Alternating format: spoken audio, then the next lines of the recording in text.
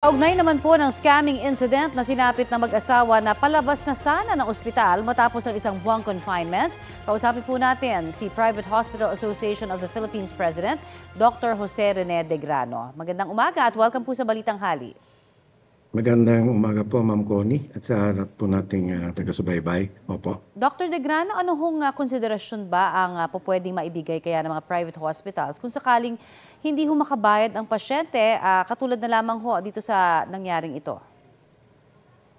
Usually naman po, merong mga arrangement na ginagawa ang ating mga pribadong ospital. Siyempre, meron po tayong social worker. No?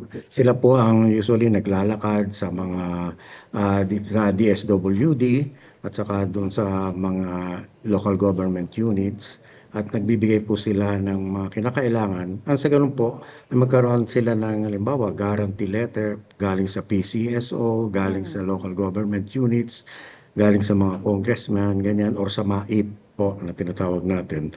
At yun po, and then kung talagang kulang pa rin po, then sila po ay binibigyan ng tinatawag natin na promissory note. Ano?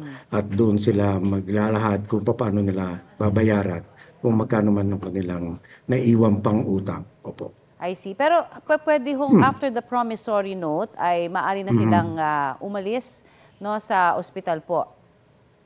Pag may promissory note po, yun dapat may kaakibat po na parang collateral. May Hindi pwedeng collateral. ganun lang. Yes po. Paano kung wala po? Hindi ho sila makakalabas ng ospital? Ay usually po may hirapan silang lumabas, especially po kung hindi po sila nasa charity beds. I see. Opo. Sa usapin naman po ng PhilHealth, gaano po ba kalaki ang unpaid claims pa ng mga miyembro po ninyo?